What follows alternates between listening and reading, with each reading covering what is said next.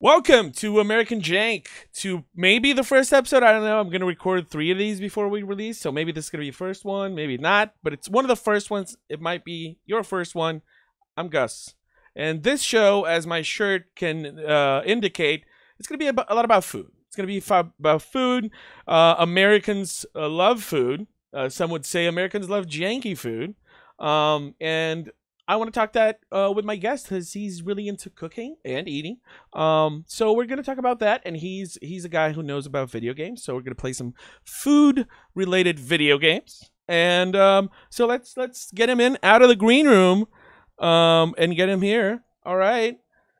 Robert or Ashley, welcome to American Jank. Hello. Hello. And for people who don't know, you are a guy, you have a band. There's a couple records behind me of your band, I Come to Shanghai. I don't want to fanboy too much, but you also had a podcast about video games. There's a couple of posters from that as well. So, you know, just you know, get this out of the way. Let's not make it awkward when I start, you know, citing too much of your work and stuff that you don't even remember yourself. Side, so you can go through the whole thing. It's all right. All right.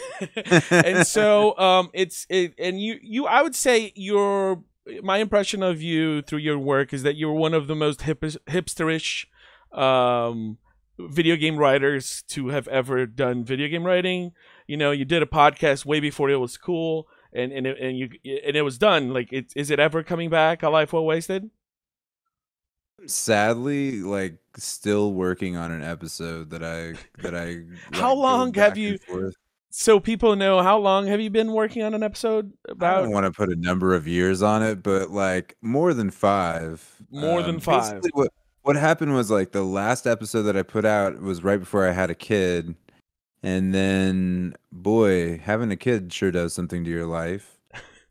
So I haven't, it's been hard to get back in the saddle, but yeah, I don't know. It's also that every episode of that show is like an escalation for me, and so I escalated it to the point of it being like impossible, but I'm still working on it and working on other stuff too. So yeah. Right. We'll the content machine can never stop churning. That's what I'm talking about. It's like once you did one thing for the internet, like, you know, we are hungry for more. You can't stop. I know. And like, I used to be good at feeding the content machine when I could like stay up all night long and work in crazy ways. I don't do a 9 to 5 very well. So yes, I need to be up at like 4 o'clock in the morning to really like do anything good.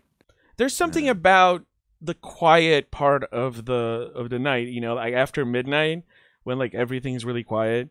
It helps you focus, and you feel like, you know, this is your moment to be creative and doing stuff. And it's also just like I'm a person of like huge self-doubt, so for me, I need like a full 12 hours of hating myself throughout the day until I become so exhausted that I can no longer like resist, and I just, you know, let my inner critic goes to sleep, and I can have fun and not worry about it till the next day. I think I'm the opposite of that, of like, if I have an idea of something like this show and I don't act upon it, of like, I had the idea and I thought about a few people that I would like to have on, you included, and if I hadn't reached out to you guys and like kind of scheduled interviews and stuff like that and talked to Lucas, our great producer, of like, let's do this, let's test it out, let's see if everything works, the software we need works. If I kind of just like let it sit too much, I go like, no one's gonna watch that, you know, I'll do it later. Yeah, I'm realizing that you and I have like polar opposite wireframe glasses. You have I have the tiny, super tiny ones. You have big ones. I forgot. I was gonna do the intro in like these shades. Like, I have way too many funny shades that. I think that's called shade. A shade, yeah. It's like, it's just the front part of like a bike helmet, and I was gonna just. Whoa. Hello, fellow travelers, and welcome. But then I forgot to do it. I have a bunch of weird like shades and glasses and stuff, so I probably have one that kind of looks like that one. But I can't like wear it for real. Like, I've been wearing these glasses for like at least 16 years. Because I got so used to these frames and how they look on my face that every time I try something else, it just doesn't look like me. So I just take very good care of these frames. It's a marriage. You end up stuck with a pair. Yeah, And maybe I don't know if you feel this way. Whenever I have something that's slightly smaller, I feel a bit like hidden behind them. yeah. Uh, I feel like you can't really see me, even though you can. I don't know. Yeah, but it gives you something to hide behind, just like our mics here that people can see in Yes. shot. Because this is the new aesthetics. It used to be that you want to hide mics in video production, but now everyone wants to have mics on. Like there was a Netflix show that they had like SM7Bs on the table for the hosts, and they weren't even plugged in. Because now everyone wants to look like a podcast. Weird. Yeah, and I guess the aesthetic of what podcasts are even doing now is different because back when I was starting out, like it was very unusual to see a mic like this. Yeah, People were getting like completely inappropriate mics. indeed, yes. Like, yeah, I was doing I did the Brazilian MTV's a video game podcast for a while there in like 2008 or 9, something like that, and we were using just like handheld mics plugged into like the worst USB interface you could ever get. And then like right about then I think you started doing a Life Well Wasted. And I remember I tweeted at you of like, what are you using to do the field recordings? And you and then you set me on the path that all the podcastosphere would eventually go to, which is the Zoom. Get a Zoom. You were talking when we scheduled this interview, you were like, I'm gonna need to buy a webcam. And I was like, laptops have webcams, should be fine. And you were like, no, my laptop is 12 years old. And then when we connected, you were like, oh, I haven't had, like, my monitor is still, like, 1080p and stuff. And I just want to understand, when did you go from, like, a guy who was writing, for Games for Windows magazine, on top of it, cutting-edge technology, a gamer, fully a gamer, no offense, to a more... How has this data? Like I guess now that I say it out loud, I kind of realize it's like, has becoming a dad interfere with your relationship with video games and technology? You think? Yeah, sure. I mean, to some degree. I think also there was a certain point with technology where I was just like, man, I don't really care. Like, I Mm-hmm. like not even like on a money saving level, but just sort of like I don't really feel like going through the trouble of buying this stuff. During the pandemic, I realized I kind of needed a new gaming computer, and then if I was gonna do that, I would have to get a new monitor because everything's 4K now and blah blah blah. And I was eventually just like, I just don't care. I use the old stuff and it's fine for me now. I would like to have nicer stuff at some point. I am a weird Luddite about my music computer because it's like 12 or 13 years old. I actually replaced the power supply not too long ago. It hasn't had a software update since 2012 and it runs Windows 7. Right. Um, You want to keep it like it's it's perfect. You pristine. don't want to It is mess with it. Yeah. perfect. It never has a single problem. I know how to do everything I want to do on it. I never have to worry about it. It's great. It's I hate how software continues to just like change and change and change for no reason. I love the idea of freezing something in time. yeah. That being said, the part that like when I had kids that changed for me as far as games go, I'm definitely more of like a handheld game player, especially when your kids get to the point to where they're playing your system. They're playing on your TV and they've occupied your Switch or whatever. So, like, I'm on the Steam Deck now, and I never play Oh, on a TV. how is it? I really want to get one of those. It's cool. I mean, I don't even think about it because to me, it's just like a great way to play games, and I haven't had to like fuss with it because I haven't tried anything too fancy. I did like finally switch to the desktop to install the itch.io Like the app client so that I to could. get the games. Yeah. Yeah, yeah, but yeah, I mean it's great. Everything I've played on it has played perfectly, and I'm a weirdo about I love trackpad Yeah. camera control, like the Yes. Steam I controller. I remember, yeah, using the Steam controller for a bit, and it certainly felt like if I gave it time and I got used to it, it might have, it might really work well. And a lot of people now vouch for, also like gyroscopic camera controls, like on the Switch or the Steam Deck, You which, gotta have both. yeah. You gotta have like the, when you press the trackpad, suddenly you can tilt too, because Ah, it lets you like sort of flick to the area you want to, and then you adjust.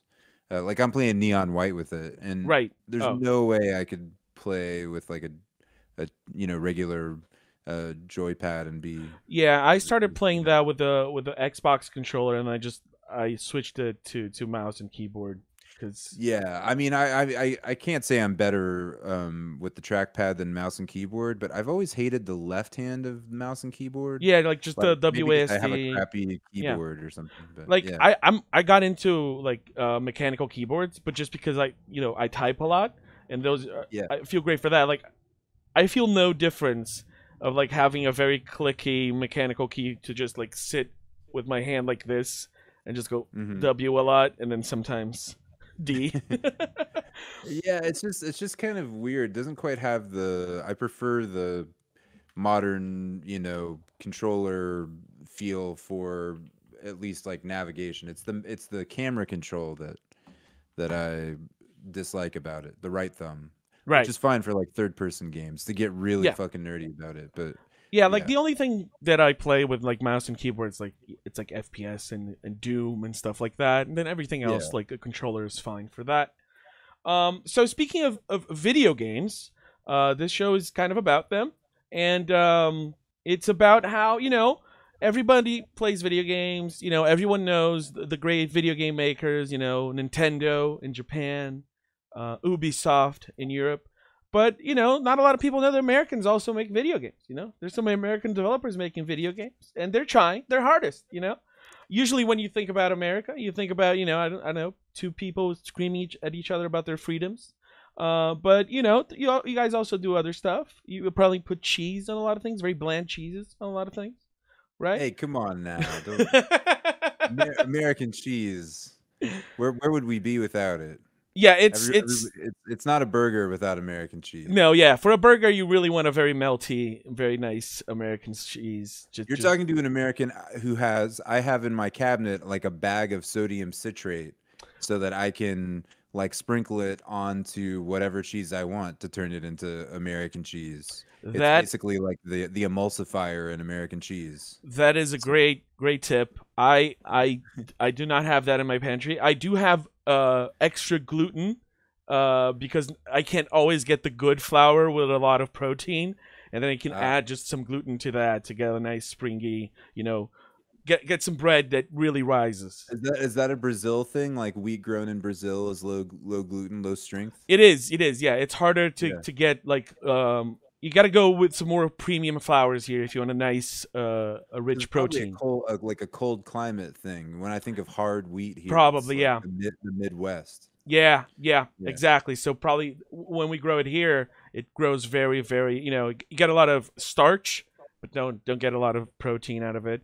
Yeah. So yeah, so this kind of establishes that we know what we're talking about when we talk about cooking, right? You've done some Yes. cooking videos, a life well tasted. You gotta use a good name when you have it, right? You can even Yes. reuse the name a life well wasted when you do a drinks show, right? I missed the opportunity there during the pandemic. I've been drinking a lot less the past Yeah, year or two. it's not Yeah. as fun drinking sitting at home. No. Yeah, No, not at all. no, or Well, I don't know. Like if you get into mixing drinks, like I had a yes, thing going with my wife would mix drinks and I would cook dinner, and it was like a party for 6 months that we had to kind of clean up from. Yeah. oh yeah, I understand. Well, we ended up putting together here at home, me and my girlfriend, is that we have like a bunch of different syrups, like lemon syrup, cherry, vanilla, all kinds of syrups, and then we use that stuff and some other mixers to do some drinks. I love doing like having a bunch of like ginger and just making just juice out of that ginger, having ginger juice ready to Mhm. just like you get some like lime soda, some ginger, some sparkling water, and maybe some gin. It works. Yeah. I mean, I thought you were going with rum there. Isn't that like a dark and stormy? Lime and That could be good. Yeah, I don't usually have rum, but I like rum-based cocktails. yeah. Yeah, and now I'm Uh, tasting a bunch of things because this month, a friend of mine has a bar, and his wife is a sumo wrestler, and she's out of town competing, and so he has to take care of their daughter full time, and so I'm covering okay. for him at his restaurant bar thing. So, and we You have a just, great. I'm like stunned, and I'm left back at the moment of I never realized that there were women sumo wrestlers. I've Indeed, never seen this sport. I would like to see it. yeah, it's cool, and since we have a huge like Japanese community here in São Paulo, like there's a couple places you can go to watch them train and stuff. And my friend used to wrestle as well, and so I'm covering for him at the bar, and there's a great mixologist there doing. So I've been tasting a lot of great drinks. Yeah. He does this gin and tonic Carl with Bennett. orange vinegar in it, and it's you hear vinegar, you go like but yes, Yeah, it's yeah, one of those like sipping vinegars yeah. or whatever. Yeah. Yeah, Yeah, it's I've had a lot of like non-alcoholic cocktails with those kinds of things. Those are good. yes. Make your Anything own kombucha. very like citrusy and refreshing is good. Like in an afternoon, you don't want to get sleepy from the cocktail. A Yeah. non-alcoholic cocktail will do it.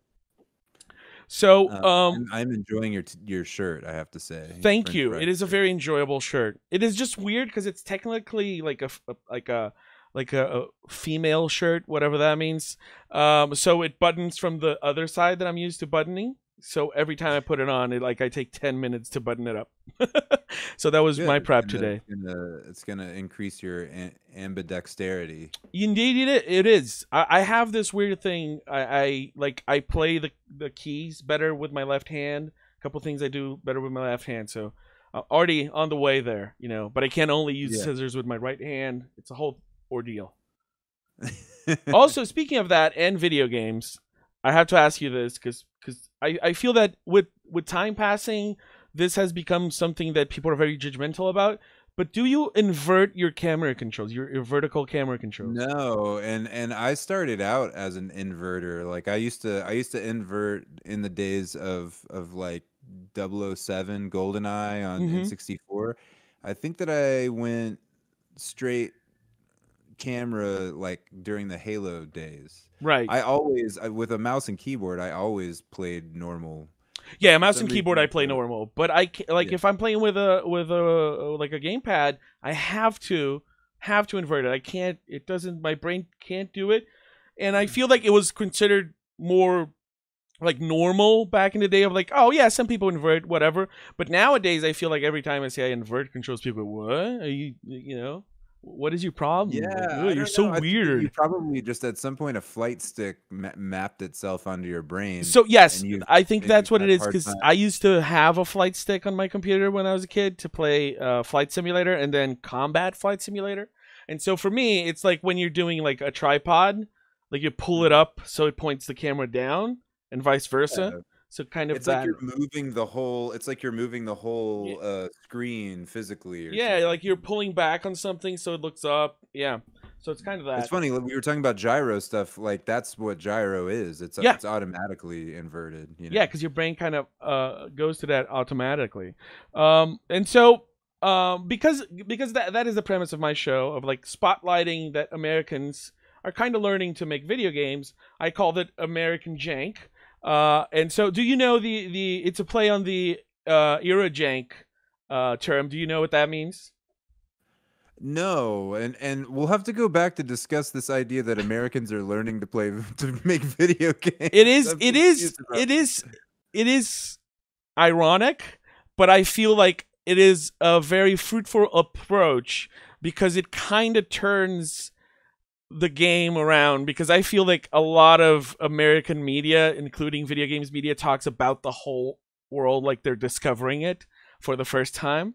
And yeah. so my approach was like, okay, let me treat them the way they kind of treat the rest Oh, of the world. I like that. I like that. Okay. So do you know what Eurojank means in No, the I don't know. so Jank, I gotta say, like when I think of jank, the first thing I think about is it used to be used, especially in the old like video game magazines, to mean, especially in the 3D era, the early 3D era, games that had just really bad visual bugs or things that like collision problems, things Yeah, that felt wrong and glitchy. Like it's a cool totally. game, but it's kind of a Yeah, mess. It's that's what janky. jank is, and Yeah.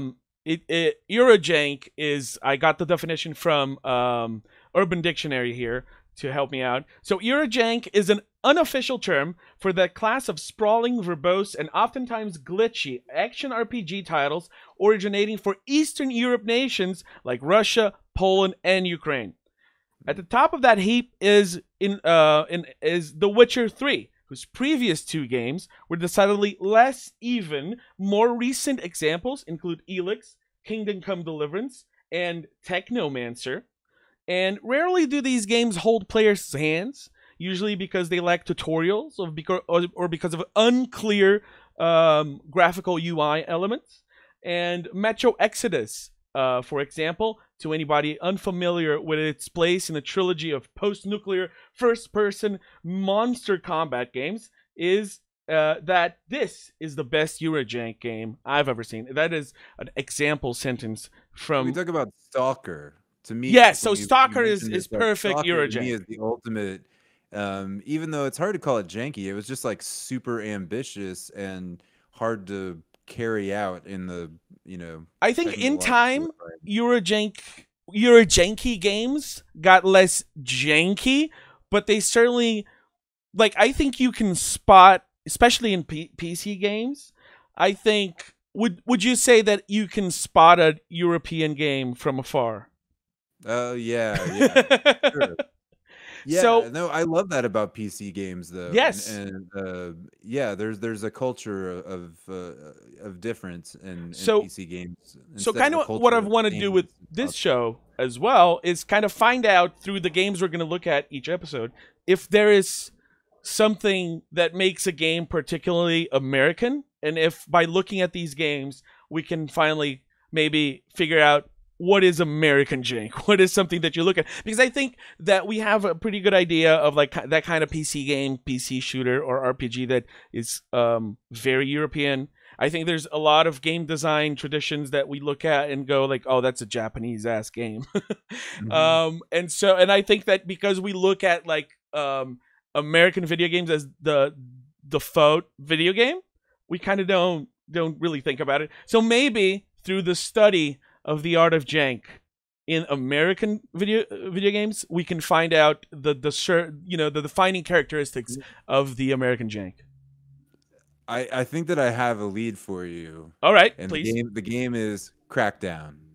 Crackdown, I am Crackdown sorry to is say, is a British video game. no, are you serious? Yeah, it's like the lead designer on that was from DMA Designs. He worked on GTA 3, and then he left and started his own studio and made Crackdown. Where did they make this game? So let's take a look right Okay, now. sorry, I No, thought for this is sure good. This is good. the original Crackdown was an American game, but I don't know the studio. So wait, I are just you talking assume, like, Crackdown for the culturally. Xbox 360? Or Yeah. no? Yeah, okay, yeah. So yeah, I remember that. So it was created by David Jones, who also created Grand Theft Auto Lemmings. Yeah, he's a British dude. Oh, okay. Um, Well, damn. yes, Well, see, so he started the American studio. culture is so parodyable, Oh, Dundee, and Scotland. It's a Scottish video game. okay. So Well, yeah.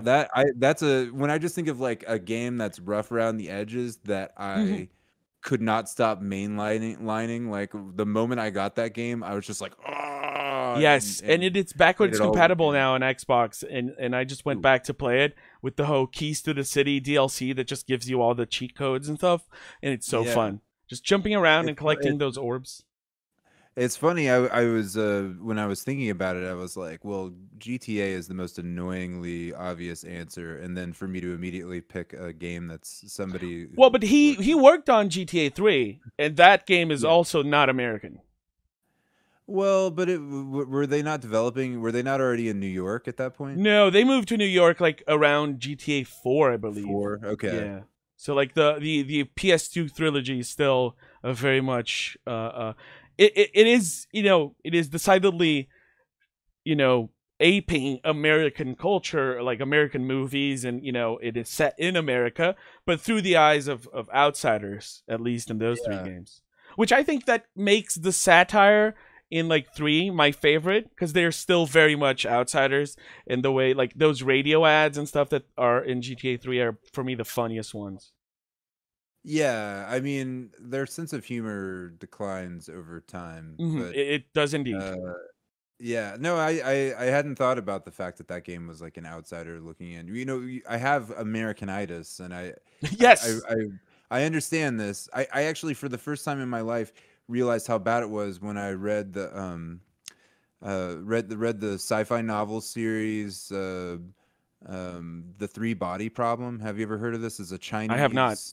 Chinese sci-fi series, 3 books. The author, I can think of the translator for some reason, Ted Liu, but I can't think of the author's name. But it's basically like a bunch of really fun physics classes with some like War of the Worlds sci-fi thrown into it. Right. But what really blew my mind about it was that it's from a Chinese point of view in the same way that American books and media are. And so it's the world needs to be saved. And who's going to save the world? They're all Chinese people. Like there's like one American guy who's a hothead who's in some scenes, but everyone, like all the people who are instrumental in saving the world are all from China. And it gave me this like insight into what it must be like to experience American movies and things from another place where you're like, God, it's the end of the world, and for some reason it's just these like 2 blonde guys. I don't know what their deal is, but yeah. Yes. Yes, I think a movie that handled it well is Arrival. Have you seen that? It's an That's an American. awesome movie. Yeah, Yeah. and they kind of have like the whole world of like all the countries kind of talking to each other and how we're gonna deal with this, and they have different approaches. Yeah, no, that was cool, but I grew up in the world where it was just, the US versus Russia, Yep. and everything else was like not even worth learning about. And yeah, it's Yeah, I've been rewatching The Good Place with my girlfriend. She has never seen it, and I've uh, never seen that. it's a funny, it's good as like a funny sitcom when you just want to watch something while having lunch and not be super sad about shit. Um, but yeah, like we just watched an episode yesterday where like there's this character played by Maya Rudolph who's the judge, and she is convinced of like, oh, you should go to Earth and see what it is like to be human. And when she comes back, she goes like, I went to like Uruguay and Vietnam and blah blah, and then in Minnesota, and it's like, why is that the only country that gets like a specific state? Like all those other countries, they have states and cities and places. Vietnam, it's just one It's place. the Vietnam. It's not like there's ever been geographical conflict in Vietnam that would separate Mm-mm. the people of Vietnam into different areas Yeah, to know and about. also it's like it's that stuff that you will hear about, like someone it's like, I'll be in Brazil. Let's meet up. It's like, what? Where will you be? Will you be 500 miles from Small me? place, right? Yes. Should I? Tiny. It's like me going to the U.S. and going like, "Hey, you live in New York. I'll be in L.A. Do you want to, have dinner or something?" Yeah. I'm out here. I'm looking for you. It seems like a tropical rainforest. I can't Yeah. quite tell where I'm at, but Yeah. I just got here like in Bahia. Like, are you want to come down for the weekend? Just like 5,000 miles. I want to come to Brazil. When do I get to go to Brazil? We'll see if you win the game today. You get a free trip to Brazil. That is not true. I'm kidding. Holding you to that. But like we have a Patreon for the show. Like once this is up, the Patreon will be up, and so like if we get enough money on Patreon, I can award people like because my thing is like most of my guests will be Americans, right? So I think I'll be doing the world a service if I get you guys on planes to places outside of your country. So it I could have be been outside of my country. I have to say, I'm not okay. that So list the I'm not places. that provincial. And if you can list cities and states, that will be even better. But country names will be okay. Country names that I've been to, I can Yeah. list cities and states. So we were just talking about The Witcher. I went to Warsaw, Poland to Oh, visit the that's studio that made that game. awesome. I've been to GSC World in Kiev, Ukraine, Awesome. who made Stalker. I've been to the Ubisoft Shanghai twice in China, in And Shanghai. does your band? Yeah, and these are just like work trips that I went on. I Right. visited who why can I not think of the studio that made Control Oh yeah, and the Remedy. Remedy. Where I've are been they? to I always get them wrong. Helsinki, Finland. Yeah, I always confuse Finland and Iceland all the time. Boy, So they are not the same place. they are Finland not. is No, it's just the land part of the yeah. name. I just go like, I know it's one of those, but yes. Yeah, Yeah. that's a As good an list of American, studios. Helsinki at least was like the least exotic place ever. Lots of people speak English with an American accent there. It's Right. kind of surreal. It's like Twin Peaks. You go to a place that's far away, and then you meet people, and they're like, "Hey, how's it going?" Like, who are you? It's Maybe were weird. you really in Helsinki? Maybe they just flew you to like some place where they had Maybe. actors pretending to be in Helsinki. I've been to Moscow, Russia. I've been all over Europe. So it seems like I've been to Mexico, but I've never been anywhere further south than like Costa Rica, right. as far as like in America, and the continent. But seems like Um, your work trips have led you to a lot of Eurojank related trips. yeah, because all the people at the magazines want to go to Japan, Hmm. and they're all big nerds, and they're like, "Well, I don't care about going to Ukraine," and I was like, "I'll go to Ukraine. Yes. Hell yeah!" Yeah. We toured Chernobyl. Ooh, Uh, that's fun. That's that's interesting. That's a like a thing you take with you for the rest of your life. I was never really into like when I started covering video games and stuff as into Japan because like everyone that I worked with was like into anime and Japanese games in a way that I was not particularly into. Like I would much rather visit Remedy and talk about Max Payne a bunch. Um, but then eventually I got way into food, and that got me to want to go to Japan. Then I had a lot of fun and took some classes there. I've still never been to Japan, It's so it's a that's it's a one thing I place. It's a yeah, place. I would love to Um, go and eat. I just need $1 million to yes, do it right. but maybe their economy is going to collapse. One Can can I? hope. One can only hope, right? All right. So, since we're going to talk about cooking video games, I started thinking about like, okay, what comes to mind when I think about cooking video games? So first was Cooking Mama, right? And I was like, okay, but that's a Same. Japanese game. It's like I don't care, and it's really simple. I really didn't want to spend time playing Cooking Mama, so I just dismissed it. So then I thought, all right, Overcooked. Overcooked is a nice cooperative experience, and you said you've played that before, and that is a British video game, right?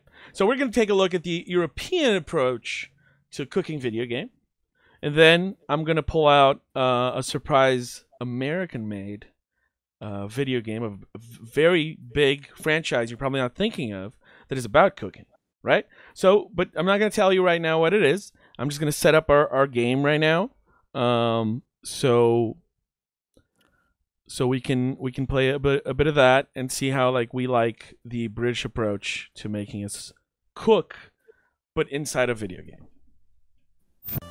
All right, can't believe this. Let's do this.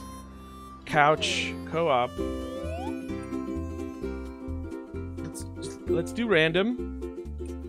And this is a great game to like. I think you gotta press A. This is a great game to like just get us mad with each other and kind of yelling about like, you should grab the rice. And so it's a different experience, I think, that like because when you cook at home, do you mostly cook alone? Yeah, when my dad comes to town, he wants to be involved, and I try. My problem is that I'm a huge control freak, but Right. beyond that, I also just have a hard time like figuring out what to tell. Oh, I need a plate here. What are we doing? How do I? It says we're making this dish, and it has. Yeah, I was trying to get an orange. It turns out that we have to press that button to move the counters to have access to the either orange or the rice. Okay, so I got the first plate out. So the next one is I got peach. this. What is this? A peach? Yeah, that's I a got peach. And it says this plate has peaches, but we need to chop? Yeah, we need to chop the peaches. Do we need to chop the... oh, there we go. Even the grapes? Okay. So that... Okay. Let's do the... There's a plate here. Give me those. Where? Give me those peaches. Oops. Here. Okay. Yeah. All right. Sorry. Thank you. Okay. All right. I'm gonna get that out. So yeah, I really have a hard time figuring out what to tell people to do in the kitchen, like expressing what it is I need them to do, especially because I need for it to be perfect. Right. And done. And perfect means done the way you would make it. Yeah, because the way I do things is exactly the way that every single person. It's the only right way to do it. Yes. But I am getting better, especially since I do have young kids who want to cook. What is this green thing? What is that? Oh yeah, that's the button that moves the counter. See? Oh, okay. So because we either have access to the rice or the oranges. Oh, so let's get that rice before it burns. About to overcook. No, yeah, we got it. All right. So I can put the nori down on the plate and then. I think you get Okay, yeah, like that. Yeah, do you have to chop the nori? No, I don't think so. Okay, and now you put the salmon there, and then we. And I think that will work. Is there any cooking? I mean, it's sushi. No, it's sushi, so I think you just. Oh, maybe chop, yeah. Oh, I think it just told me to. Okay, there we go. We should have more plates. What kind of restaurant only has like 3 plates? What is going on? When I've played this in the past, I feel like the management of plate washing became like a full-time job. Yeah. Pretty real, as far as what. Yeah. Now that I'm working at my friend's bar, and we don't have that, we don't have as many glasses as I think we should have, and we wash a lot of glasses during service. I kind of see that. Yeah, I mean, I've never been to a bar that wasn't like that. There's always, Yeah, especially because we have like, these are like more like beer glasses, and these are. Okay, How do you get to this orange? Oh, you got to press the button. Oh, it's the button. So it moves the thing. Okay, cool. All right, so let me do. I'll do the fish. Is that fish grilled or not? No, it's just chopped. Okay. Like, it's sashimi. It's just sashimi. Okay. You got that? I'll move on. Got the sashimi. Oh. All right. I think we did fine. I don't know what this game expects from us. No stars? Ooh. Yeah, we suck. Yeah, apparently you do. Okay, so let's try some. A gourmet galaxy or a festive feast? Which one do you think? Festive feast looks like a Christmas thing. Yeah, and I like alliteration, so. Okay. Let's do that. Oh, this seems like a very complex map. Like this game is about cooking, but also about architects that should be fired. All right, so we're gonna do a lot of hot chocolate apparently, and I can't really help you with that. It's all on you, dude. Yeah. Here's some mugs for you. Chocolate. Hey, go in there. I think you put the milk in there first. I did. Okay. But maybe it wants me to melt it separately. What? Yeah, it should be. Oh! Oh, I threw it. No, yeah, just get the milk out before it burns. Shit. Oh no! Oh, it's a time thing. It's a time thing. No. Okay, so you gotta wash this pan. I fell in the water. I fell in a freezing. Oh no. cold. Where is I need a thing. Yeah, give me the fire extinguisher, please. All right. No problem, man. You just serve that to the customers. Yeah, we'll call it caramelized milk. Okay, so I think this needs to be washed, but okay, let me put it here before, so you don't fall in the water. Okay, so we're back to you having to cook things. Yeah, let's see if I can figure out what it is. Maybe I'm supposed to chop it or something? Oh, yeah, maybe you chop the chocolate. So you got to give me the chocolate so I can chop it. Okay. Let me get one of these mugs out of here. Here you go. Okay, thank you. Let me see. Yeah, I think that's it. So here you go. Yeah, you can just... Oh, okay. Hold it. Oh, get it? Yeah, get it out. Put the no, Nope. put the chocolate in there. Yeah, leave it out of the fire. Yeah, put the chocolate in, then get it back in the fire. I think that'll work. Okay, I'll put it back. Maybe you gotta. Yeah, I think. Yeah, this now is gonna work. Can I wash this pan? Yeah, wash this pan, and I'll just put this in a mug and send it out. Okay. Is this not where you wash a pan, or you gotta throw stuff away? Okay. Oh, apparently we lost a You don't tip have to because we wash. served it out in the wrong order. Oh my god. We working at Send me some chocolate to chop then, Yeah. because I can get on that. These kitchens are not well set up. I'm telling you that right now. I don't think OSHA would be okay with the giant open Oh, pits of no, definitely freezing not. water. you see how Americanized our language is that I have to know what OSHA is? Oh my god. I'm sorry. I just had to throw that in there. No, it's good to know. What is what does OSHA stand for? I know that they're like what is Occupational hazard oh, okay, so yeah, it's like work safety stuff. Okay. safety. Yeah. So is this done or not? Looks like it's about This to be just got done. All right. And this needs marshmallows, please. Marshmallows on that.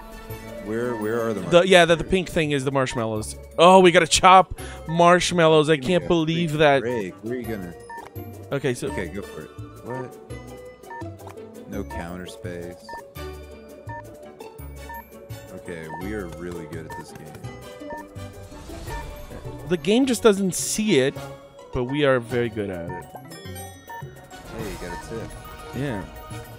You're 3 seconds away. We might as well just go out and smoke.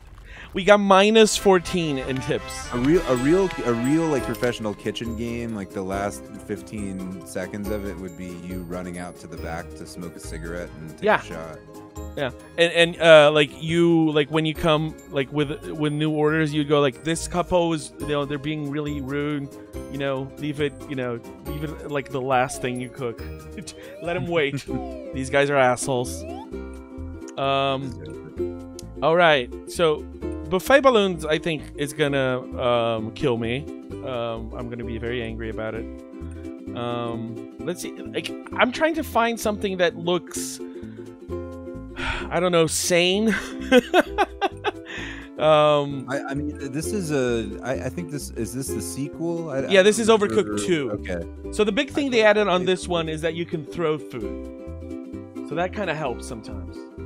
Like you can throw. Like, yeah, instead of like going and handing it off to you or just like setting it down, like if we're kind of like near each other, I can throw you like a piece of food and kind of. Oh, well, we should have been doing that with the chocolate and stuff. Oh yeah, yeah. Okay, so X throws food. When you have some food in your hands, you're just Okay. walking around, you can throw that. Let's go Sushi City, because I think having some ingredients that we don't need to cook, just chop, it's gonna help. Okay. Not that it's easy to make Because sushi. sushi is notoriously easy cuisine to execute. Exactly. You don't have to so, season the rice in this game, so that kind of helps. Where's a plate? Okay, so this one, am I we making have this to, right? like, if You're I want to making the send right? you things, I need to press this button, or, like, what do you want? What do you need? Rice. Okay, I'm You're cooking cooking rice. rice. I'm gonna send you some nori. Why am I not chopping? Oh, because you because gotta this put it isn't- on the cutting board. It won't. Okay, Sure. you gotta get the nori before it goes in the trash. I'm sorry. No, That's okay. come Oh, you back, got. come back, Nori. I'll send you another one here. Well, here we got some over here.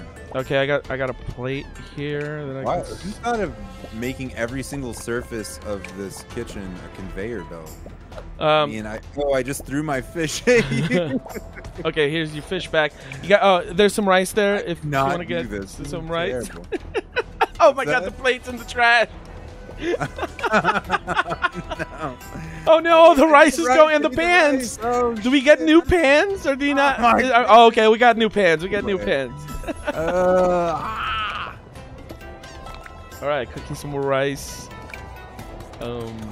Yeah, that plate is gone again.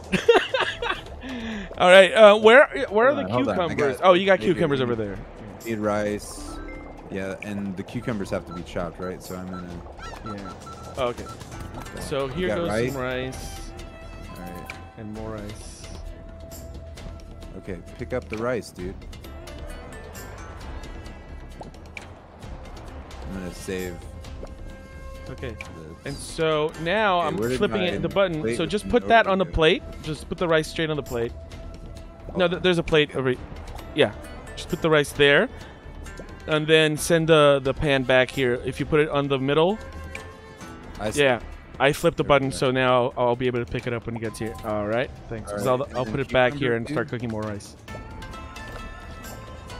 Okay. And so to send it out, you also put it on the conveyor belt. So I'll pick Okay. it up and send it out. Awesome. I need a Okay. plate. We need one just salmon and one just cucumber. Okay. We got rice here, but I need a plate. That's mine. Ooh, yeah, we have. Oh, I gotta give you a plate to wash because we only have one plate now. Oh no, there's another plate. There's a clean plate with some nori over next to the sink. You see that? Down to the right there, where there's some bamboo Oh, shoots. I see it. Yeah. Yeah. All right. So this one is just There's rice. there's just cucumber and there's just salmon and there's one salmon sashimi. But let's do the first two ones. I think are the ones that are gonna expire first. So yeah, you can ship out that one to me. Okay. Thank you. Thanks, chef. I need a plate. All right, that's out. Okay, sending you a plate right now. Wait. All right, gotta flip this switch. Oh, I think you have to flip the switch there. Press the blue button. All right. Oops. Okay. That's a dirty plate. Now what? Okay. One more plate for you. Let me get some rice. Oh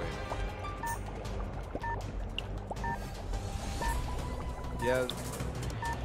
This game does capture the incredible amount of anxiety that cooking Yeah, I can bring you. I think it was very successful in getting us into the pressure of like professional restaurant cooking, you know, because like Cooking Mama is just about a cooking mama, you know. You're Yeah. just, you know, you're cooking for your people, for your family, and that's one of the reasons I Even think. that, like if they wanted to make that real, it should be like you start cooking and 5 minutes later your kid is like, I'm hungry, I want a snack right now. Exactly, That's and you would not chop things as finely. You just go, whatever, man. I cut it in half. Let's do this. It's gonna be Yeah, well, maybe not me. not you. I punish You're my a children perfectionist. with precision. Yeah, like Precision if your cut. kid wants carrot sticks, you're gonna julienne that shit right. Yes, absolutely, absolutely. And how did you come about? You know, the whole. When did you start getting interested in cooking? I was always a cook. You know, I stayed at home by myself as a kid. I was one of those like '80s kids who's, you know, spent all my time alone at home. And if I wanted to eat anything good, I had to like cook it for myself. There was That's no, that was totally yeah, my thing as well. My mom yeah, worked a lot, and she also didn't like cooking, and so I started getting interested in like trying out recipes and stuff. And yeah, I was yeah. good And at then not, in cutting college, I myself or started, burning you know, myself too bad. yeah.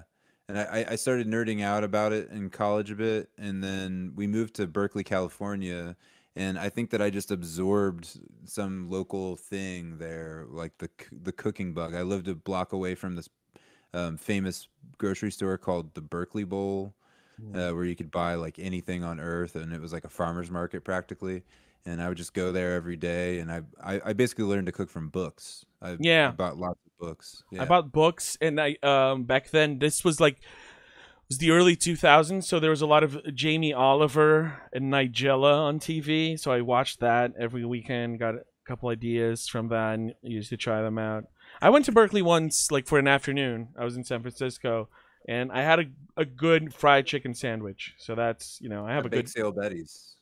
maybe, Definitely. There's no probably. other fried chicken sandwich place. Yeah, it was like it had a Maybe not a line. date, It but was a like Bake thing. Sale Betty's was so popular that they opened one up in the airport, I think. But Wow. it was in the Temescal neighborhood on a.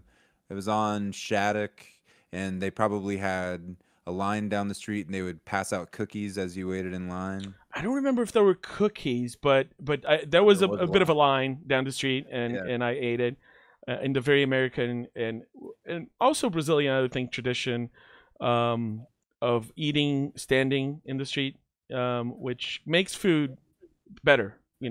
Like there's some food that some some food. I get food. frustrated with certain things. Even like we just went to New York, and eating outside in New York is even more like impossible now. If you wait in line for something, and I don't mind if it's like a slice of New York style pizza, but trying to eat like some big greasy Sicilian slice or something, Yeah, it's I really hard. remember when I was in New York in like 2010, and like I went to Di Fara's in Brooklyn because like everyone was like, "Oh, this is the best pizza and stuff," and they do the traditional big, kind of Neapolitan New York round pizza with the thin dough, but they also do the Sicilian pies and stuff. And I was like, "Whatever, man, I want to try it all," but I was alone. I was by myself. So, and it's a really small place. So there's a line out of the street. There's a couple little like stools you can kind of sit down and eat a slice. But since I want to try both, and I think the Sicilian pie is only like they only do the full pie, or no, I think the Sicilian one they do slices, but the pie you gotta get the whole pie. Whatever. Yeah. Just cuts to me on like like there was no way I would be able to sit down. There's no place you can set a whole pie down. There's no forks and knives or anything. So cut to me on the subway back to Manhattan where my hotel was with two boxes of pizza, while it's going cold. And then me going into the elevator on the hotel with a family full of kids, and they're like and they started talking to me, and it took a while for me to realize that they thought that I was delivering pizza to someone else. And then I finally got home, got back to the hotel, and I started eating, and I realized I didn't have napkins, so I had to go get the toilet paper. And I was like, "Oh, this pizza would probably been so much better if there's just had tables and service." I would have just like sat down on the sidewalk. I mean that's I ate honestly a like slice on the subway on the way back, but yeah. it was still unwieldy. It's so awkward. Yeah, Yeah. the pandemic changed a lot of things about New York and made it even more difficult to find a spot to eat. I think outside at least. And I know about like where you live if there's a lot of options for delivery, but like with the pandemic as well, like everyone got into takeout, and so now every place has to compete with, is this as comfortable as eating it on my couch or in my dinner table? So it's like Yeah, there's a couple places I that I don't. like that I go like I'd much rather order takeout than go there and stand in line or sitting on a tiny ass table. Yeah, I don't eat out at all, honestly. Oh, because you have kids, right? So that's a whole thing. Yeah, I Like mean, I it's think a they lot of like to people eat to out, but to it's like. How more many just kids that do you have? I constantly have like an enormous amount of stuff that I need to use, and so it's just a rolling Oh yes. like supply problem with food. I'm like, sorry kids, we're not gonna go get burgers because I found chicken breast in the freezer, and we're Yes, I am that guy in my house. I am the guy that goes like, "Honey, whatever we have today is gonna have to have green beans on it because the green beans are." It's now or never with those green beans. I hate to waste, and after all these years of cooking, I've discovered that the most fun thing about cooking is just to base it entirely around whatever it is that you happen to have. Eventually you got to go to the store, but Yeah. even then, it's just like we're gonna use everything. And I don't know how you do your shopping, but a lot of like what I end up buying is just like things that I look at in the store and I go like, "Ooh, I want to do this with that." I was like, I want to, I want to roast that chicken, or I want to do this. So when you look at something that is, about to go to waste on your fridge, it's not just food that it's going to waste, it's a dream. It's something that it was something you dreamed of cooking and then eating, and now that dream is going to go to waste. So it's no, I gotta rescue my hopes and dreams by Or cooking those green the beans. folly of like, oh, I bought 50 Thai bird chilies for some reason, even though I know that no one in this house can stomach to eat more than like one or two of them in a Yeah, meal. And so I've got to come up with some way to use them, or else I can't buy them anymore. Like I can't Exact. stand the foolishness of, That's why I started doing jalapeno like preserves because they would go yeah, bad. But now I can buy more fresh ones because if they're gonna go bad, I can just like boil them and add to them to the jar. dude, I absolutely have like the pepper jar that I just keep adding to, and Yeah. it's a test to see like how long botulism takes to form. Oh, Um, dude, like one time it was like New Year's Eve and like a couple of friends were over and we were not going to do anything, but we forgot to buy any food. And so it was like 5 p.m. December 31st, and we went to the only place we could find that was open and kind of just bought whatever they had, and we bought a gallon of pickles. And so I had this gallon of pickles sitting on my kitchen counter. the cucumber pickles. Yeah, cucumber, like Yeah. regular cucumber pickles, just sitting there. And people for like months were just reaching in and grabbing pickles. And eventually that thing, like I woke up one day and it was like, there's no vinegar in the world that could have handled all that. Oh, And it man. was like, I just didn't even open it. I just threw it. I was like, okay, we abused you for far too long.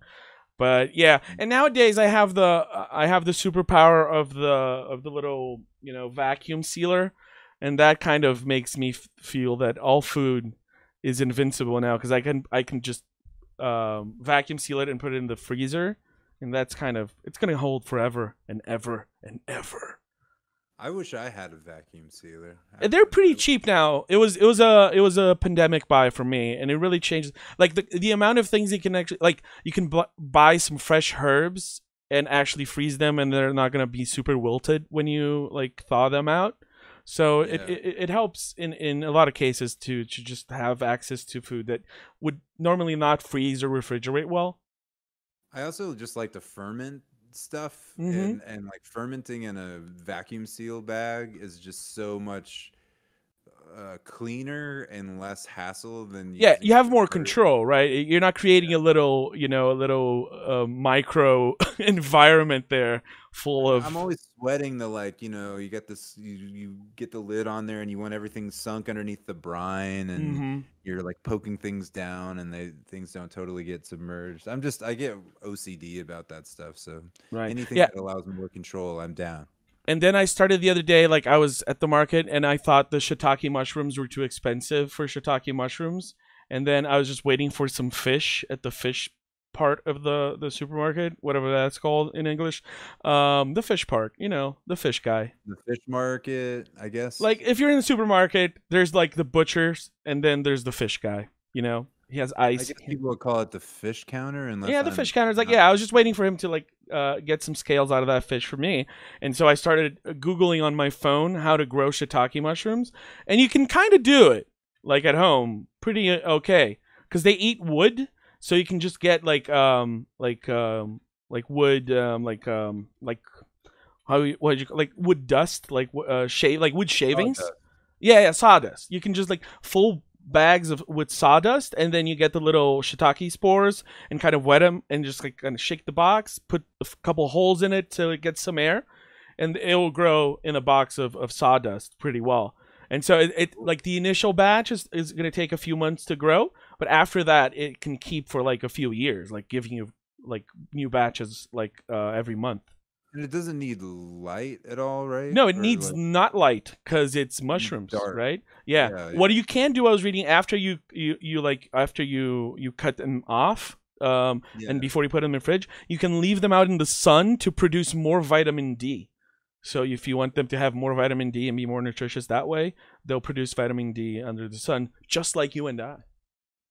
Very strange. That Yeah. that's cool. I mean, shiitakes are usually pretty available, probably because they are easy to grow, I guess, compared to other. Yes, it's just that like here they are pretty available, but like the most popular mushrooms here are shimeji mushrooms, and I don't find them. I they're kind of like I don't know. I don't like their Is flavor. that like They're a kind of too criminy, bland. kind of a typical button mushroom? Yeah, yeah, kind of the Like little button. Yeah, they're smaller than the shiitake, and you like the can eat, you shiitake, it can eat feels the more firm. stem. You Sorry. can eat the stem, and Yeah, you and can eat they're the whole like, thing. Yeah, yeah, yeah, yeah. It's like yeah. what you'd put on a pizza. Yeah, kind of that. Yeah. Like I feel a lot of people would put like those yellow mushrooms on pizza for a while, and those are really not my cup of tea. Like Yellow, like wild mushrooms, like a chanterelle mushroom or no, something. like those tiny ones that usually buy like in a brine. Like I don't know. like I don't know they're about that. champignons in French, but Yeah. I don't know what's the name there. But yeah, those were usually I like don't think the I don't think we get those in the supermarket in the U.S. At least oh, not okay, yeah. widely. Back in the 90s here, that was like the only mushroom you'd find. And but then in the 2000s, people started eating mushrooms because, it became a thing.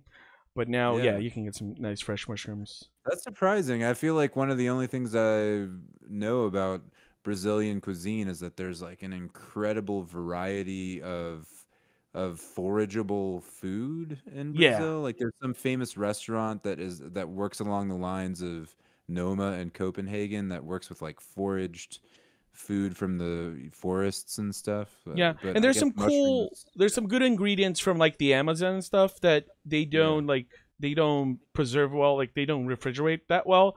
So you can't get all of them here. So it's a good way. Like if you when you go to like places like Pará and the Amazon and stuff, you can get some really cool vegetables and like there's this ora pronobis, which is this really meaty leaf. It's almost like eating some kind of like meat, but it's this Weird. leaf. Yeah.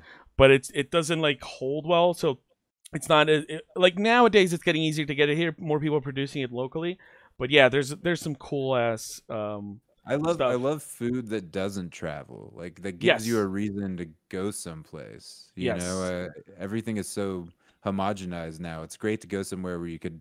This is like the only place where you can get it. yeah. I have the supplier that I know from my restaurant days, and she sells stuff from the north of Brazil, and she has some really interesting things. And one of the things that I like to buy to like when I impress people is she has like manawara ants, which are these really tiny ants that you eat raw, and they because of the leaves they eat, they taste kind of like lime. But then their poison makes them like spicy. They give it like a punchy, like spicy aftertaste. So they're Cool. really good either with like more with either salty foods or sweet foods. Like I've done like a cheesecake with a little cherry like a cherry reduction and like a little trail of ants like they were trying to eat the cheesecake, but you can also just like salt them a little bit and kind of eat them So they're raw, but they're not alive, right? no, Like they're how not do alive. they? They're dead and refrigerated and they're really tiny, so they're just crunchy and stuff. Yeah, yeah. Yeah, there's I've had ants in Mexico, like and they were, I've had a few bug type things. Ants were, yeah, just little crispy things, but nothing like spicy. That sounds like Yeah, another level. these ones are Yeah. very specific to this region. In the northeast of Brazil, we have these other like ants that have these really like chubby butts, and those you have to like kind of toss in some oil, kind of just like quickly fry them up, and then those apparently are really good. I haven't tried those, but I had the Mexican crickets, Yeah. and those are The good. Chopolin, is that how you say Chapulines, it? yes, Yeah, yes, Chopolin. yeah, Yeah, exactly. I mean, those are delicious. It's a I've good had those, snack. yeah, in tacos and on guacamole and stuff. They're very Mm, nutty, yeah. good texture. Okay. Um, So, are you wanna try to guess what is our American cooking video game that we're gonna compare to Overcooked? man, is it a major It studio game? is a very big deal. It's like has a lot of games in the franchise, made a lot of money. It's out there still. I mean, I'm really like searching my brain. Well, it I is can my only mother's favorite game, Robert. It is Diner Dash. Okay, so let me just do a single player game, and you can see it, and you can judge okay. it from the comfort of not Your having to play Diner spreadsheets are Dash. driving me crazy. Yeah, see, gotta lose these guys. So best way to lose, people who are harassing you and chasing you is buying a restaurant, right? Because then you have to be at that same place every day, and they can't find you. They'll never find you. They'll Never. never suspect that someone with shoulder pads that big would buy and operate a restaurant. Exactly. So let's play. So this one's all in 3D. So this is a version of the remake of the first one, but all in 3D. So you sit people down. So this is a more front of house thing. So we take their order and we march it here, and there's a chef cooking for us. So right away, I think there's a very American approach here to a cooking game where you don't cook, you exploit someone else's labor to cook for you. Yes. And then you give them the check and they pay you directly because this is about money. It's not about feeding people. It's not about love of food. You don't wash dishes as well. I saw her shoulder pads. We're well established. Yeah, She's like you don't wash the dishes because that's in the U.S. That's something that an undocumented immigrant would be tasked to do with a below minimum wage pay. Yes. Can I just comment on the clock that is a plate with salad on it with a fork? And a weird salad because it's like it's the weirdest lettuce I've seen, and it's really janky. Like I don't know where I have to. If I don't pick up the 2 plates, I can't serve one of them plates. The texture on this floor and the whole charm of like a divey diner, like everything is dirty, is maybe something very American. But also just going back to the salad, yeah, it's like a weird lettuce that seems drawn by like a Mad magazine artist, and then like some tomatoes and peas. Lettuce drawn by someone who thinks that lettuce is disgusting. Yeah, like this, and not solid, not completely solid. Like Yeah. it's some sort of lettuce goo. Which is very American. Yeah, like oh, salad is disgusting. Well, and also just like bad produce. This is like a month old already. Yeah, this is discounted. You know, this is dumpster diving. You know, lettuce right here. Why is everyone blue all of a sudden? This is a blue state. I'm also just tripping out on the weird like fake depth of the art, but Yes. the 3D character seems to get closer and further away perspective wise. Yeah, but it's like only the characters are 3D models, right? And the rest is everything else is like you're on a Windows desktop. Yeah, like a PlayStation 1. Like you're playing Resident Evil on a PlayStation 1. Oh, I just mean like it's literally your desktop. Like there could be icons on it. Oh, you know? also yes. Like the characters are just walking around on a 2D plane.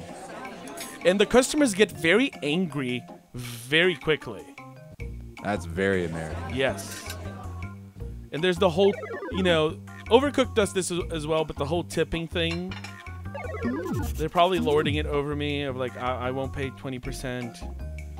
This is, I'll leave you a terrible review on Yelp. Like, how could you not expect a website called Yelp to have a negative mindset on its users and the way they interact with the businesses they patron, you know? I'm also just there's no food. Like there's no indication of what it is. Okay, well, you kind of see it there, yeah. But it's doesn't seem very interested in the food. Like I did not remember that you were not in the kitchen in Diner Dash. I had not remembered that important part of this game. So this is what's going on. I think it's very transparent how this what I'm doing on a controller translates to what's on screen. So, can you opine, do you believe, on how janky this is? Pretty darn janky. The thing that I'm reacting to is her animation, which feels extremely disconnected from the environment. Okay. The fact that every single character is one model and even has the same one, doesn't even have like a palette swap. Yeah, and it's like somehow there's a technical limitation of like we can't have separate colors for the hair and clothes. I don't get it. Unless later on in the game there's something. Is there a mechanic like oh, you know those blue ladies, you always got to serve them first, but later on, there's other people who Maybe. you can let wait or something. I Yeah, don't. maybe it relates to the level of patience because you see how many hearts they have seems to be how big their patience for waiting is. And It's funny. One of my best friends worked at a high-end restaurant as a waiter for, I don't know, 20 years, and listening to him talk about the sizing up a table, exactly like what kind of service a table desires was pretty interesting to me. Like there are certain people who they get a look on their face the minute you see them, you know, like this person needs a drink immediately. yes. And also like there's people that you look at and you go, oh, these people are gonna be trouble. Yeah, you can't always size it up. You know, I was mentioning earlier that I worked at a 7-Eleven when I was a teenager. Yes. And in Texas, they make you go through this Texas alcohol and tobacco training when you sell alcohol. And I was 16 years old. And I will never forget the video that they showed us where you were supposed to guess whether or not someone is intoxicated because it's illegal to sell them. It's like your responsibility if you sell them alcohol. Right, you have to cut them off. You have to cut them off. Oh, that's great. That's a great job to put on like young adults and teenagers of like, oh yeah, this is gonna be fine. You know who's really into hearing no? Drunk people. Drunk people are very good with the establishing of limits, and you know. Yeah, I mean, I never turned anyone down when I worked there, but the video that they show you where they try to teach you what to look for, there was one, I mean, people just stumble around comically and you're like, okay, you don't sell to that person. But then all of a sudden there was another person who's stumbling around and they go and get a big 12-pack of beer and they put it on the counter and the person stops the video and they're like, should you sell to this customer? And everyone says no, but then the guy's like, well, actually, this customer has muscular dystrophy. And I'm just like, what? What? I'm not a doctor. Like, why? Yeah, why do you want to put me on the spot like this? Like, why? Why have a trick question during this? I don't know, but we never refused anyone. So, is 7-Eleven hiring secret shoppers with muscular dystrophy just to test it out? I don't think so. This was like the Texas alcohol program, whatever it was. I don't think 7-Eleven cared. They were just like, yeah. I hope if you already have to deal with the mobility issues of having muscular dystrophy, you don't have to work as a secret shopper for 7-Eleven.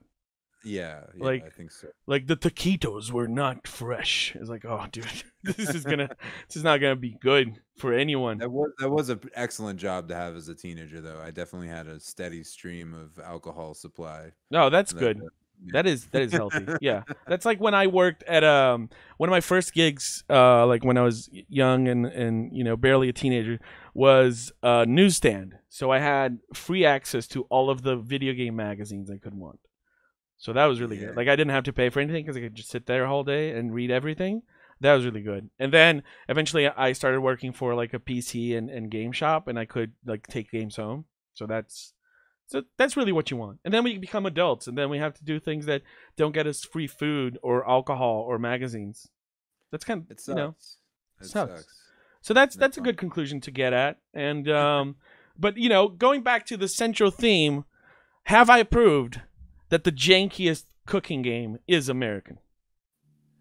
Well, yes. Among the ones we brought up here today. And can you think of an American cooking game that would prove me wrong?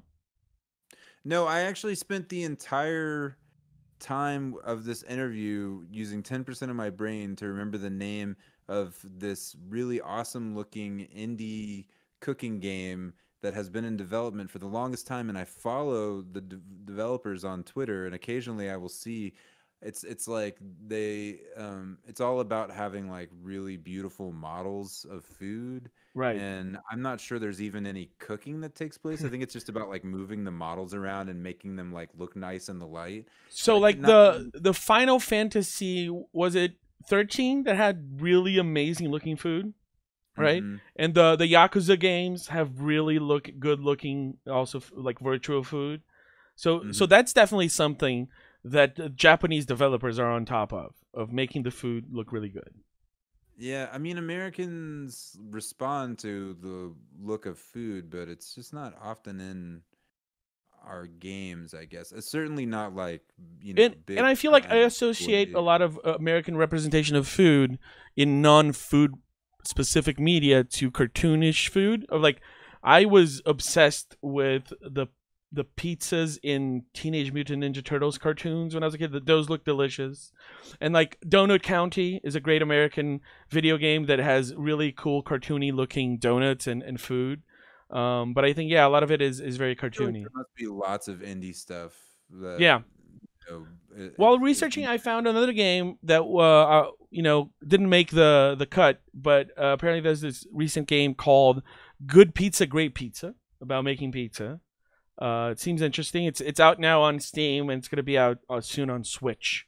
So we might check it out in a different yeah, I'd like opportunity. to play that. I do know of a game that, maybe that would be a good someone to talk to for your show.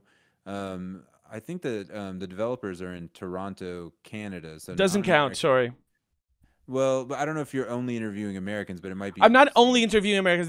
There's a Canadian on my list. There's going to be some Brazilians. But But these developers are making this game called Venba. That's like a story about like an immigrant Indian Canadian family like holding on, I guess, to food culture. From what I've gathered, but it's like all these elaborate curries that you make in the right. game, and all the screens and stuff look really cool. I'm very curious about it. It's not out yet. Right. Oh, I keep my eye out But as on that. far It as like sounds interesting. a view of America from somewhere else, I Yeah. guess. Yeah. There's this movie from a few years ago that is about this Indian family that has a restaurant in France, and then this French lady opens a restaurant right in front of them, and she has like a Michelin starred restaurant, and there's a conflict between them, and she starts mentoring the son of the Indian chef, and there's this kind of thing of like, oh, you're betraying your roots by going French, and then he becomes a Mm. successful chef, and blah. A lot of things happen in that movie, but I can't remember the name. But yes, the whole that sounds like a premise for a good game as well. Yeah, I'm always down to play a food game. There just really aren't that many, you know. Yeah. Well, Um, probably you could think about katamari damacy as food. Sometimes you make a katamari that it looks kind of delicious, depending on what sticks to it. except Katamari is very explicitly like everything is trash. Like Yes. I feel like the worldview of that game is look at all the garbage that we have like surrounded ourselves with. Wouldn't it be great if we could roll it all up and turn it into something nice like a star? Yeah. Um, It's about how most of the world is plastic and we should throw it out. yeah, I mean, the best the best thing I've ever seen at E3 was the year that they localized Katamari Damacy, and in the E3 exhibit for who's the publisher. That's Bandai Namco, I think. Yes. So, in their area, the one thing they had to promote Katamari Damacy was they had created a ball, like a Katamari ball, out of only like E3 crap, like all the stuff that Oh, they because give you that's that's like just trash. primo crap right there. Like it's the greatest Yeah. example. Like the amount of times that I just have handed off random people and friends that I run into. Like I've handed off things to like this get there go. Like because sometimes it's trash. Like most of the time it's trash, and sometimes it's not trash. But it's like I can't carry this. Like I cannot carry an Elder Scrolls Online statue with me all day. I'm not gonna do it. I'm not gonna do it. I've gave away very quote unquote precious things. Like we got like my last year was 2018, so there's like cyberpunk stuff, and I we got some sort of like cyberpunk like statuette and stuff, and I just gave it to a friend I ran into. I was like, "Hey, you like cyberpunk? Yeah, here you go." But most of the times, it's look at all these flyers and these bad USB power banks, all these pens, and little notepads. Like every conference you go to, there's a different notepad. Yeah, I mean, nerds love the tchotchkes, so you gotta. Yeah. I keep my oldest stuff around. Like I have on my desk here my metal Game Boy Color to celebrate Nintendo selling 100 million Game Boy Colors. Nice. It's just a little. I have some stuff that I like that I keep around. Like I have my Year of Luigi coin in the living room. Nice. That's they had a commemorative coin. Never forget. Century of Luigi. That's what I want. Aren't we living in the century of Luigi? Because this is certainly not the century of Mario. Look at how things are around us. No one's saving us. I think it might be the Wario century. Oh yeah, the Waluigi century. That's how far we've gone. Robert, I want to thank you so much for being here, for being our first guest, for being our guinea pig. Yeah. Do you have things to plug? Is an episode of A Life Well Wasted coming out in the next 10 years you want to plug? In the next 10 years, there will be an episode of A Life Well Wasted. But in the meantime, you could always just look me up on Twitter. It's just Robert Ashley. And whatever I end up doing will be there. Awesome. There are other things I'm working on. So cool. Thank you so much, Robert. All right. Thank you. See you guys. See you guys. I'm new to this. I forgot to record an outro that day. So now the office is a mess. The kittens are happy. That's good. Polenta and Panko, they need you to subscribe to the Patreon so I can buy them food. All right? So subscribe to the Patreon. Lowest tier gets you early access to the video episodes. It also gets you access to the Discord. Come be an American Jankster with us. Then we got a second tier if you want an audio feed of the episodes as well. And in the third highest, the super tier, if you're a super awesome person with a lot of generous money to give to artistic endeavors such as this entertainment internet show, you can also be part of a live audience. We're going to start doing these recordings live. Couldn't do these live because we were getting the hang of it, and also the show was not yet a thing that was live for people to see. But soon we're going to do that, and it's going to be awesome. I hope you are a part of this.